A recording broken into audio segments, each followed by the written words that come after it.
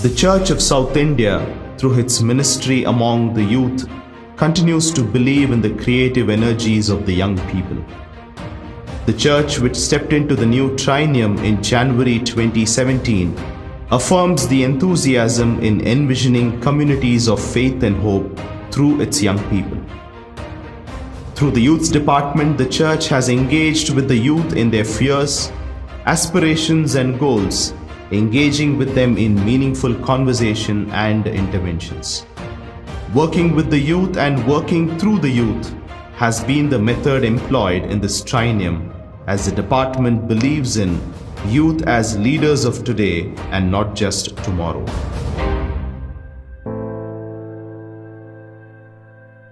The issue of migration and its effects on society today is wide and diverse. There are stereotypes that refugees and migrants have added to security problems in general and crime rates, theft, murder, etc. in particular. Enforced idleness and poverty within a refugee camp may cause an escalation of social deviancy. Many young people are prone to such a context. As a response in educating our youth, Mitra was initiated. Mitra, which also means friend, enables the youth to become migrant-friendly fellowships, extending their arms of embracement to the migrants who are in their neighborhood. Seminars and workshops on building capacities of youth leaders about migration and its challenges are held in this process. Work with the Rohingya refugee settlement in Kelambakam in Chennai, Burma and Sri Lankan refugees in Antargam in Karimnagar Diocese, networking with UNHCR, focus on migrant students from South Sudan, observances of World Refugee Day, community health and awareness camps and seminars for the refugee communities has been the prime focus. I have worked in 2 programs under the banner of Mitra. One is in Antargam, Karimnagar district, worked with the migrants from Sri Lanka. We even had a social awareness programs like street plays where we focused on the social issues prevailing at the time. And moreover, we had a very good time to be with the people who are not even from our country, but they came here for their living. Student chaplaincy ministry to cater to the psychosocial and spiritual needs of the younger generations in the context of stress, suicide, addiction, peer pressure, discrimination and violence is envisaged.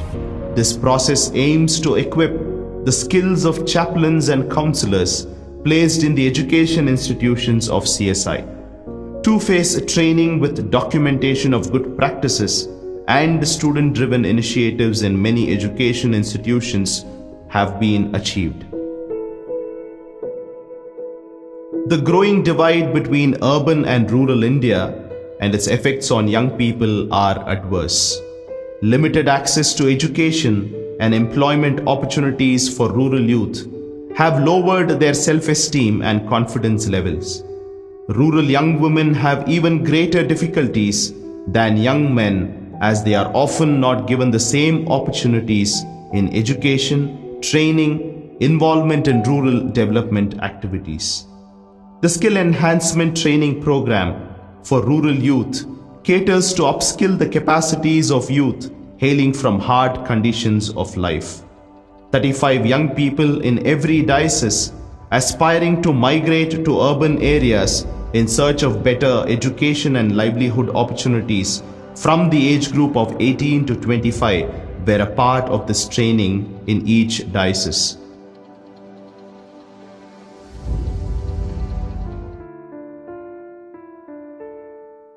The growing individualism and its effects on community living has been one of the problems communities are facing today.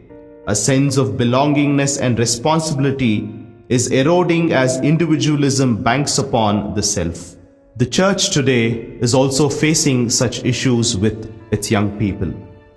In facilitating the spirit of volunteering and learning, the Youth Department launched Youth Dare to Dream program.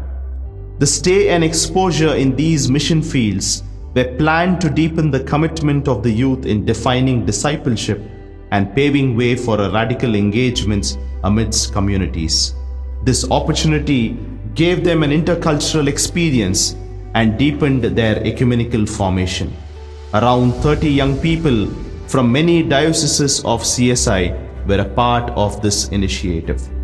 Wind Beneath Our Wings, an intergenerational program between the youth and the elderly, where the young people are encouraged to commit and act for elders' rights and accompany them in order to create wholesome communities as a body of Christ, were held. In this process, the youth are sensitized about varying needs of the elders and also enables them a platform where the youth and the elderly can come together and dialogue. One synod-level consultation and 2 regional-level meetings were conducted. Growing unrest and culture of hate and violence is on the rise in India today. Incidents in the past few years have involved hate crimes, mob violence, communal violence, religion-related terror, gender-based injustice, and so on.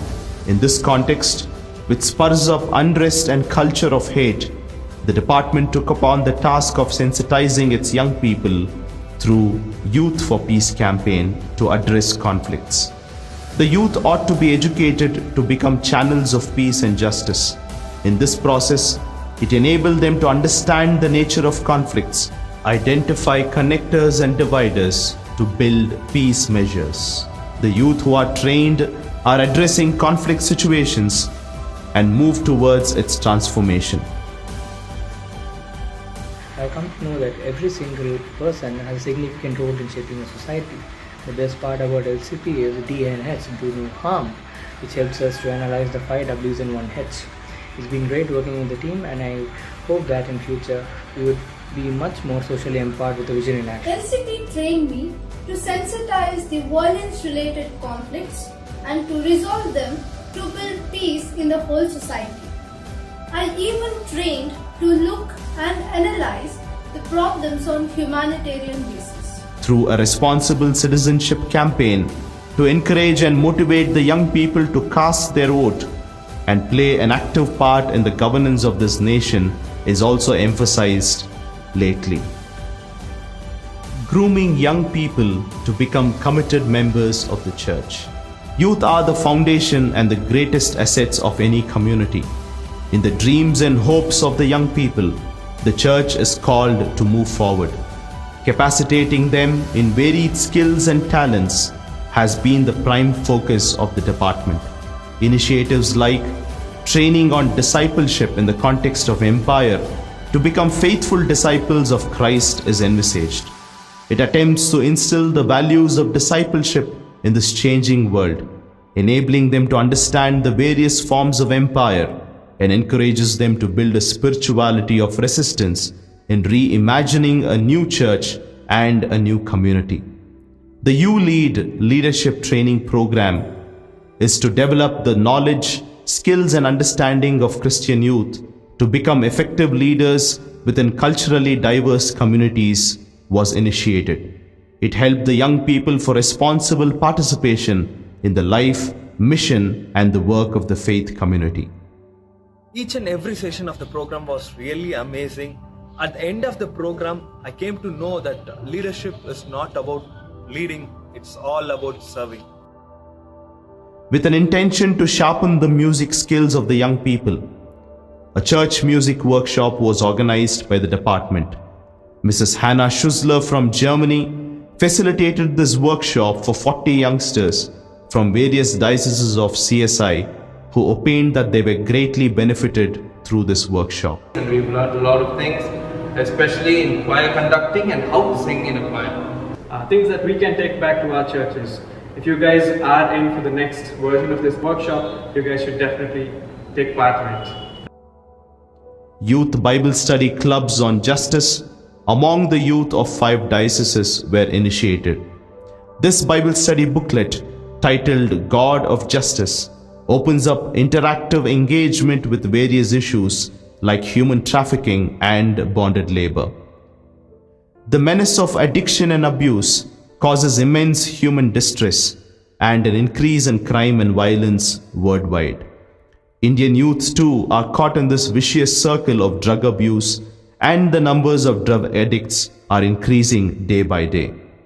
Through the Youth Against Addiction and Abuse campaign, CSI has committed herself to sensitize the people in general and the youth in particular on the menace of drugs. YA clubs were inaugurated in institutions, short film festivals and competitions, street theatre workshops to creatively spread the message of the campaign, seminars and rallies to educate and mobilize young people were initiated. The Ecumenical Youth Volunteer Program, in partnership with EMS Germany, seeks to give young adults from Germany guidance in their lives and inspiration for their spiritual life through ecumenical learning. This space enables the young people from abroad to experience our hospitality and in turn inspires our young people to become missional in their thinking. Around 23 volunteers were a part of this program in this triennium. I'm doing a voluntary service in the CSI Hardwick Boys Boarding Home here in Mysore. I really have to say, in my 3.5 months stay here, I experienced so much love and energy and happiness from them, and such different patterns of thinking, which I really enjoy because I can learn a lot from them and bring that into my life when I go back to Germany. Coordinating Rethinking Ecclesia, a series of 8 consultations on the theme Being and Becoming Christ Communities towards a Borderless Church were planned and implemented by the department, marking the 70th year celebration of CSI and Reformation 500. CSI theologians and practitioners from various fields came together to discuss and reflect on the theme to give a theological direction to the church.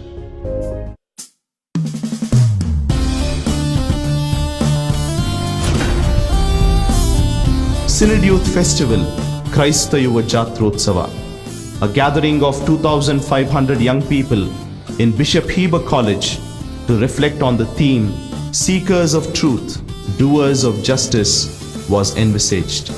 Keynote address, Bible studies, thematic sessions, worship and prayer, 16 parallel workshops, mission priorities, art for truth and justice, cultural programs, tug of war, sports and a rally for solidarity was the design of this event.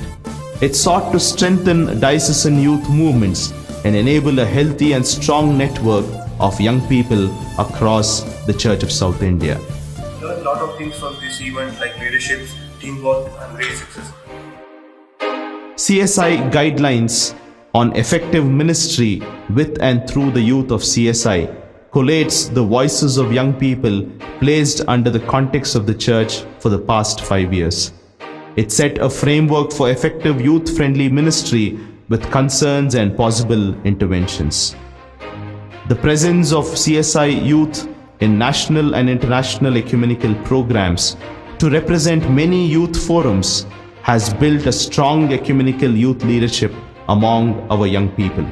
More than 70 of them across CSI have got opportunity to represent the church in various national and international ecumenical programs in the last triennium.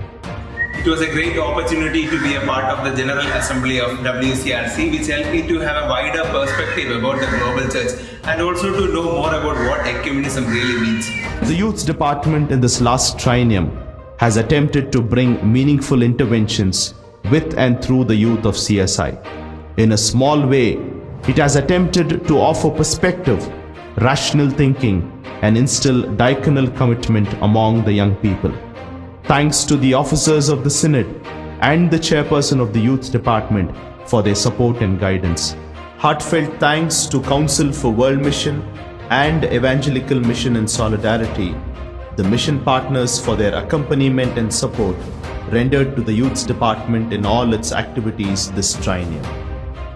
Acknowledging the greater work at the diocesan youth movements, we look back and thank God for God's continued accompaniment and look forward in hope for the continued commitment of young people towards the church and the society in building just and inclusive communities.